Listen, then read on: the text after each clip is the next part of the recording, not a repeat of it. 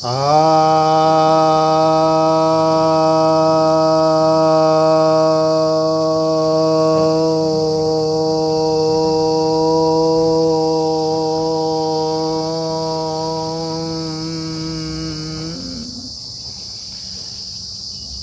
भक्तजनों को सप्रेम नमन।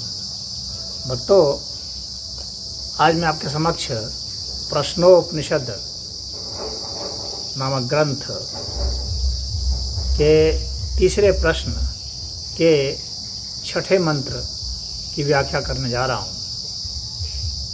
महर्षि पिप्पलाद प्राण की व्याख्या करते हुए कौशल्य ऋषि को बताते हैं, हृदि हयेष आत्मा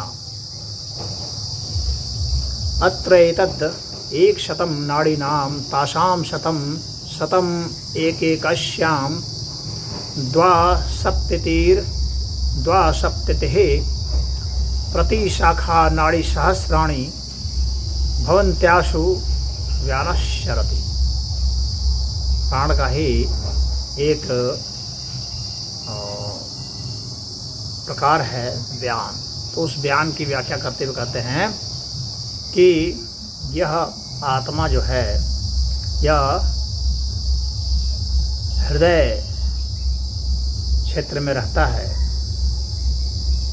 और इस हृदय क्षेत्र में क्या है कि 101 नाड़ियाँ हैं, और इनमें से हर एक नाड़ी की 100 शाखाएँ हैं, और उन हर 100 शाखाओं में एक एक की 72 हजार प्रति शाखाएँ हैं, और इन सब में व्यान का संचार होता है। यह जो है व्यान के विषय में इनका व्याख्यान है। और यह कुछ समझने वाली बात है। यहाँ जो आत्मा की बात कर रहे हैं और हृदय की बात कर रहे हैं, तो हृदय है आत्मा। हृदय में हृदय क्या है? अब यहाँ हृदय से कुछ लोग सोचेंगे कि यह जो है हृदय जो खून जो फेंकता है उसकी बात हो रही है। नहीं, अगर आप ऐसा सोचेंगे मानेंगे तो बहुत गलतफहमी में आप चले जाएंगे। यह वह भौतिक हृदय नहीं है। आदि शंकराचार्य जी ने भी व्याख्या में बताया है कि यह भौतिक हृदय नहीं है, यह मांस पिंड से परिक्षीण हृदय है। हृदय का अर्थ क्या होता है? हृतयम इति हृदयम। हृतयम मतलब अर्थात जो केंद्र में है। तो सभी के जो केंद्र में है वह हृदय है। हर चीज का जो केंद्र है वह हृदय है। तो उस केंद्र में तो यहाँ पर यह माना जाता है कि हम लोग का आध्यात्मिक केंद्र अलग है। वह आध्यात्मिक केंद्र अगर आप उसको भौतिक रूप से सोचेंगे कि कहीं खोज लें तो उसको मिलना मुश्किल है। लेकिन वह जो भौतिक रूप से मिलना मुश्किल है उसको संचार ये सब नाड़ियाँ कर रही हैं। अब आप कहेंगे कि भाई ये सब जो नाड़ियाँ कर रही हैं तो ये नाड़ियाँ भी तो भौतिक हुई, और यहाँ आत्मा जो है ये भी फिर तो भौतिक हो जाएगा, क्योंकि भौतिक में फिर भौतिक रहता है। उस हिसाब से अगर सोचेंगे आप तो आत्मा जब सूक्ष्म आत्मा होगी तो ही उसमें भौतिकता आएगी, वह भी काफ़ी सूक्ष्मता से आएगी। क्योंकि कोई कहीं रहता है तो रहने के लिए स्थान चाहिए, चाहे वह केंद्र ही क्यों ना हो। तो वहाँ पर वह सूक्ष्म आत्मा है तो उसकी भी जो है अपनी एक भौतिक परिस्थिति आएगी। परंतु जब हम दिव्य आत्मा की बात करते हैं तो वह भौतिकता से परे हो जाता है। तो यहाँ पर आत्मा का अर्थ जीवात्मा से है, इसको समझ लीजिए। दिव्य आत्मा से मतलब नहीं। दिव्य आत्मा तो ऐसे व्याप्त है, चाहे केंद्र हो चाहे परिधि हो, चाहे केंद्र और परिधि के मध्य का क्षेत्र हो, वह तो विद्यमान ही विद्यमान है।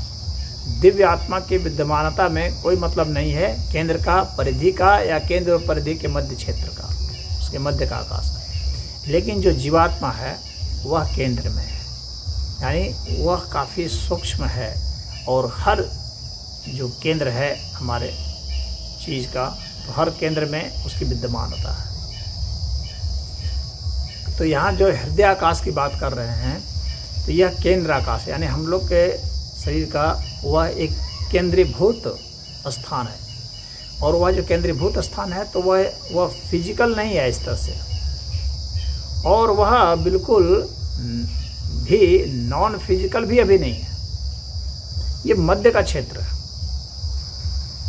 ये भौतिक और अभौतिक के मध्य का क्षेत्र है। जीवात्मा एक मध्य का क्षेत्र है, वह बहुत ही सूक्ष्म भौतिक है।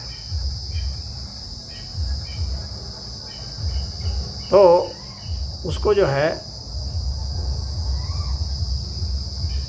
स्थान इस तरह का चाहिए जो कि वह समझ लीजिए बहुत सूक्ष्म ऊर्जा का हिस्सा समझ लीजिए।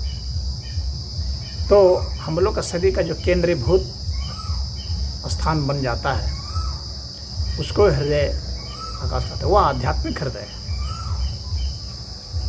काफ़ी सूक्ष्म है वह, और उसका इस भौतिक शरीर से मतलब नहीं। यहाँ प्राण की व्याख्या हो रही है तो उसका प्राण शरीर से मतलब है। प्राण अर्थात सूक्ष्म ऊर्जा, ऊर्जा का सूक्ष्म स्वरूप जो है वह प्राण है, जो ऊर्जा को प्रेरित करता है। तो यहाँ प्राण के विषय में बतला रहे हैं।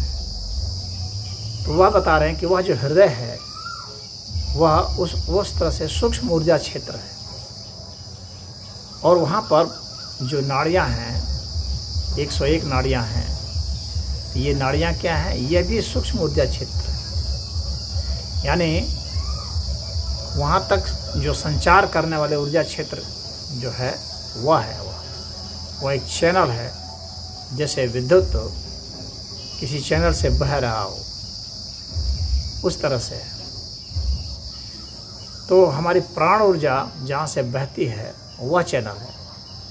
वह ये नाड़ियाँ नहीं हैं जिसको वैद्य लोग देखते हैं। इस बात को समझ लेने की बात है। वैद्य लोग जो हमारी भौतिक नाड़ियों को देखते हैं, जो धड़ धड़ करता है, यह वह नाड़ी नहीं है, यह ऊर्जा क्षेत्र की नाड़ियाँ हैं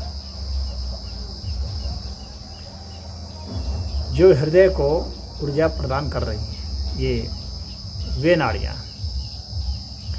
ये प्राण से भी बहुत सूक्ष्म है। इस बात को समझते हैं। जो हमारे स्थूल प्राण हैं, वो प्राण इनमें बहता है, इन ऊर्जा क्षेत्रों में। तो ये इतने सूक्ष्म से सूक्ष्म होते जा रहे हैं कि प्राण इनमें व्याप्त होता है, विद्यमान होता है। अब ये जो नाड़ियाँ हैं, अब इनको विभाजन किया गया है 101, फिर 100। अब मैं इसी काउंटिंग पर नहीं जाऊँगा कि सच्ची कितना ही है या इससे कम है या ज़्यादा है। 72 हज़ार प्रति शाखाएँ हैं। तो ऐसा नहीं है कि कोई वहाँ बैठ कर के गिन नहीं रहा है। यदि इस पर जो तर्क से वो किया जाए तो बैठ के नहीं गिन रहा है। जो वैज्ञानिक लोग बताते हैं कि भाई तारामंडल देखते हैं कि कितने तारा है आकाश में, तो उसका एक क्षेत्र बांट लेते हैं। उसमें टोटल ये 1 to 1 काउंटिंग नहीं करते हैं, वो एक रफ काउंटिंग होती है। आप ब्लड टेस्ट कराते हैं तो आपका ब्लड में जो है रफ काउंटिंग होती है। प्रति मिली लीटर की काउंटिंग हो जाती है। प्रति स्क्वायर मिलीमीटर में उस क्षेत्र में कितना आ गया उससे काउंटिंग हो सकती है। तो उसका एक क्षेत्र में काउंटिंग करके उसका रफ कैलकुलेशन होता है। तो इसलिए ऐसा नहीं सोचना चाहिए कि 72,000 है, 72,500 क्यों नहीं है, 72,500 क्यों नहीं है। हो सकता है 72,500 भी हो, 72,500 भी हो, 73 भी हो सकता है, 75 भी हो सकता है, लेकिन एक रफ काउंटिंग है, एवरेज है। और यह 72,000 नाड़ियाँ हैं, और ये सभी नाड़ियाँ ये फिजिकल नाड़ियाँ नहीं हैं, ये प्राण नाड़ियाँ हैं एक तरह से समझ लीजिए। इनमें प्राण बहता है, और वह जो प्राण बहता है उसको क्या कहते हैं? व्यान कहते हैं। तो व्यान जो है वह ऊर्जा है, जैविकीय ऊर्जा है, जो हमारे उस आध्यात्मिक हृदय में बहता है। इस भौतिक हृदय की बात नहीं हो रही। तो वह आध्यात्मिक हृदय में बहने के कारण और वह हृदय कहाँ, वह केंद्र है। केंद्र किसका, हमारे इस शरीर का जो केंद्र है वह, और फिर उसका भी जो केंद्र है वह, यानी वो सदैव केंद्र में ही रहेगा, ये जान लें। तो इस भौतिक शरीर का जो एक सेंटर ऑफ ग्रेविटी होगा, वहाँ पर जो है एक केंद्र बनाता है, हमारे भार का केंद्र बनाएगा, हमारे क्षेत्रफल का केंद्र बनाएगा। अब उस केंद्र का भी फिर केंद्र होगा और उसका भी फिर केंद्र होगा। इस तरह से केंद्र का केंद्र में चलते जाएंगे तो सबसे सूक्ष्म केंद्र जो हो जाएगा, उस सूक्ष्म केंद्र में जो विद्यमान है वह जीवात्मा है। वह हृदयाकाश है जहाँ वह विद्यमान है। तो जब आप समाधि लगाते हैं, ध्यान लगाते हैं, तो आप उस सूक्ष्म से सूक्ष्म केंद्र में जाना चाहते हैं, तभी आप जीवात्मा को महसूस कर पाएंगे। और वह जो है वह केंद्र, आपको अपना ऊर्जा का केंद्र ढूंढना है, न कि इस भौतिक हृदय का। ऊर्जा का जो केंद्र है वह हृदय कहलाता है। आपको अपने शरीर का ऊर्जा का केंद्र ढूंढना पड़ेगा, जहां आपको अधिक से अधिक ऊर्जा महसूस हो। ध्यान में वही महसूस करना होता है। और फिर उस ऊर्जा के केंद्र का भी केंद्र आपको ढूंढना पड़ेगा, फिर उसका भी केंद्र ढूंढना पड़ेगा। इस तरह से जो अंतिम केंद्र आपके पास आएगा वहाँ जीवात्मा है।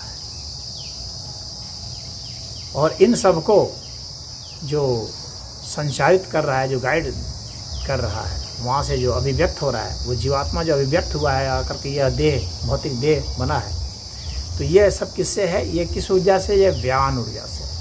इसको व्यान ऊर्जा कहते हैं। प्राण ही है यह, लेकिन व्यान प्राण, प्राण का एक प्रकार है, इसको व्यान प्राण कहते हैं, व्यान ऊर्जा कह सकते हैं आप इसको। यह जो है यह आत्मा, तो वह जीवात्मा है। वह दिव्य आत्मा नहीं है, यह अविभाज्य आत्मा तो नहीं है।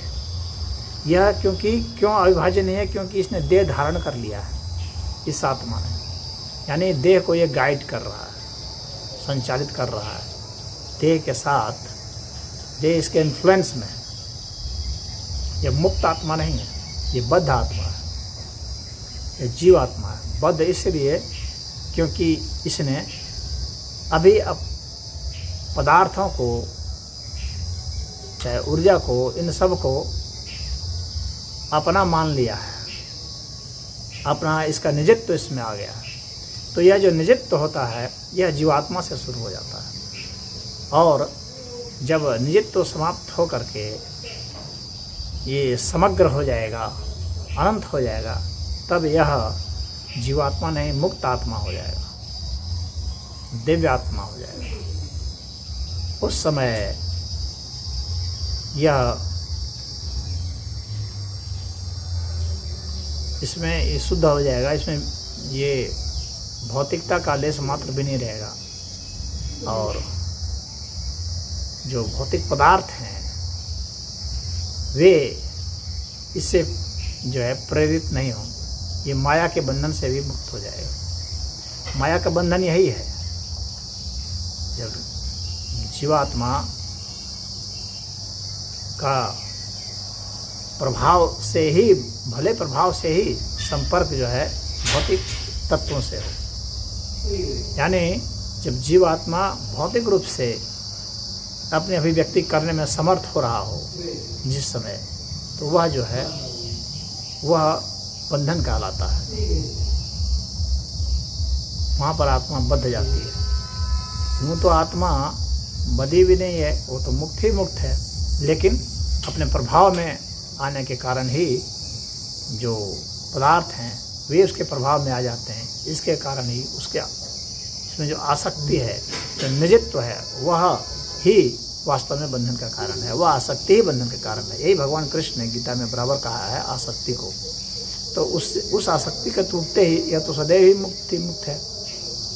बस वह आसक्ति का जो संबंध है, वह जो संबंध, रिलेशन है, जिसके जो प्रेरणा का कारण है किसी को जोड़ने का, विभाजन करने का, वह उस प्रेरणा के समापन से ही।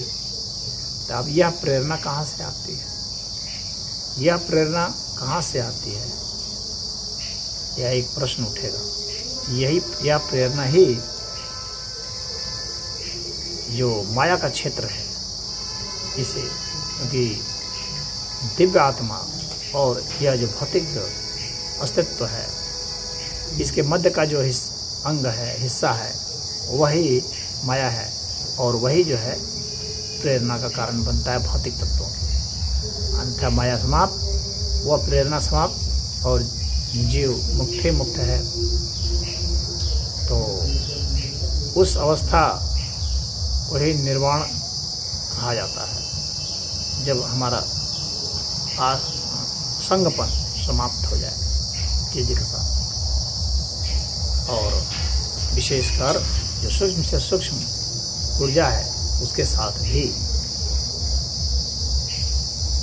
तब हमारा वह जो है असंग अवस्था वह हमें मुक्ति देती है। तो यहाँ पर प्राण की बात है, तो यहाँ लिखा है कि प्राण में कौन सा प्राण? व्यान प्राण। व्यान प्राण जो है वो उसमें चलता है और 72,000 नाड़ियाँ जो मानी गई है, तो सटीक आप 72,000 ही इसको मत मानिए, एक औसत है वह। अब किसी एक क्षेत्र में जो हुआ कि भाई इसमें 100 है तो उसके हिसाब से कैलकुलेशन कर दिया गया कि हमारा इतना बड़ा शरीर है, इतने बड़े शरीर में कितनी नाड़ियाँ हो सकती है। तो और ये जो नाड़ियाँ हैं ये भौतिक नाड़ियाँ नहीं है, ये ध्यान रखिएगा। यह सदैव ऊर्जा की नाड़ियाँ हैं, ऊर्जा का प्रवाह है। जहाँ ऊर्जा का ज़्यादा घनीभूत प्रवाह है और लगातार एक तरह का प्रवाह चल रहा है, तो उसको ही नाड़ी कहते हैं, जहाँ से वो प्राण बह रहा हो। तो इसमें इतना ही।